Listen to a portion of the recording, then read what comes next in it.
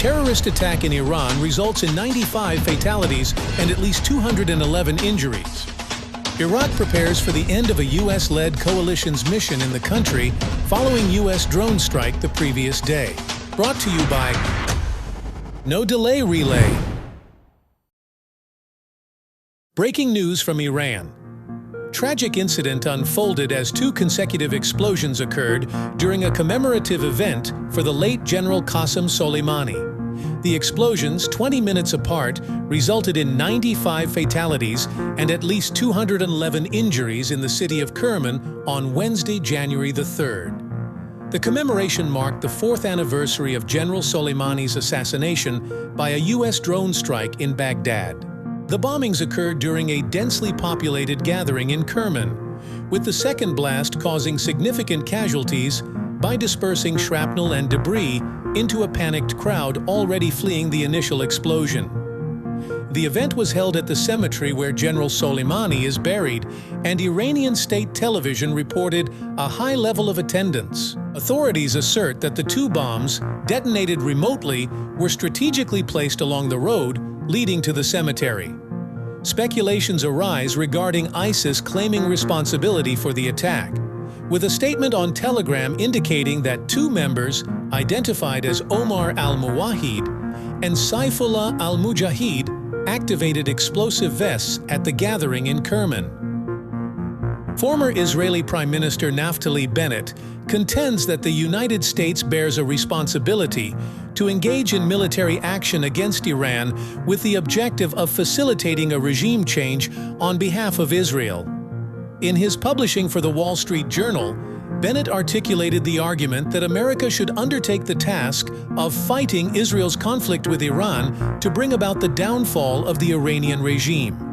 Bennett wrote, "The Iranian regime is at the center of most of the Middle East's problems and much of global terror, yet inexplicably almost nobody is touching it. For the past 45 years, the regime has been the source of endless war, terror, and suffering throughout the world. I've come to realize that enough is enough.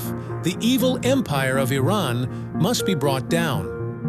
Citing Iran as the perpetrator of frequent attacks along Israel's borders, Bennett referred to Iranian proxies operating in locations such as Lebanon, Syria, Iraq, Gaza, and Yemen.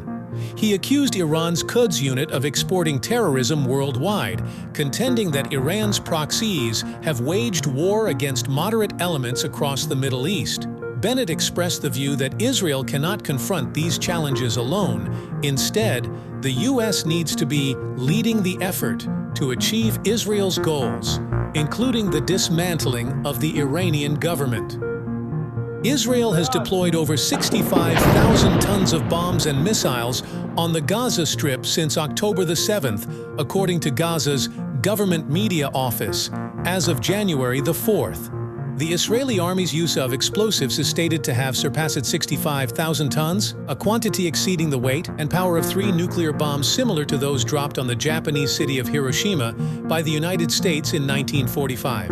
Tragically, over 24,200 Palestinians have lost their lives as a result, with a majority being women and children. The GMO report emphasizes that approximately 2/3 of the bombs and missiles used are unguided and imprecise, commonly referred to as dumb bombs. This classification of weaponry is known for its lower precision and higher likelihood of causing civilian casualties. According to UN calculations, since the beginning of the Middle East War on October the 7th, 2023, approximately 1.9 million people have been displaced in the Gaza Strip.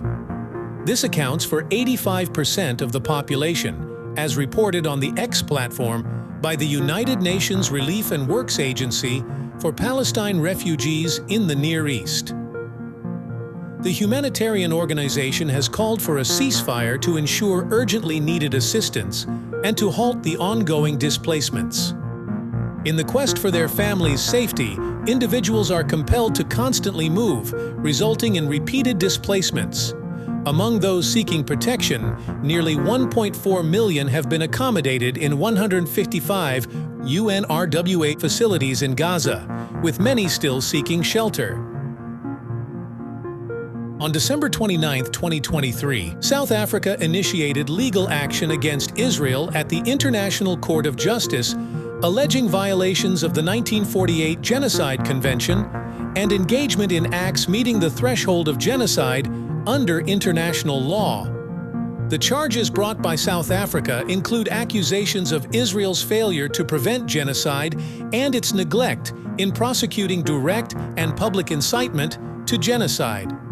The primary request is for the court to compel Israel to immediately suspend all military operations in Gaza. Iraq's prime minister said on Friday that the government will put together a bilateral committee to prepare for the end of a U.S.-led coalition's mission in the country. This declaration follows a U.S. drone strike the previous day that resulted in the death of the leader of an Iran-backed armed group in Baghdad. The Pentagon confirmed on Thursday that it conducted the strike, targeting Mushtaq Jawad Kazim al-Jawari, a leader of Harakat Hezbollah al-Nujaba, a faction within Iraq's Popular Mobilization Forces, a coalition of paramilitaries. Currently, the U.S. has 2,500 troops in Iraq and 900 in Syria, aiding in the efforts to prevent the resurgence of the Islamic State group. Prime Minister Soudani emphasized the government's firm stance on concluding the international coalition's presence once its justifications cease. The remarks were made during a memorial event marking the 4th anniversary of the U.S. killing of Abu Mahdi al-Muhandis, the former deputy head of Iraq's Popular Mobilization Forces, who died in a U.S. drone strike alongside Iranian General Qasem Soleimani near Baghdad Airport in January 2020. That's all for today. Don't forget to subscribe for the latest news. Brought to you by No Delay Relay.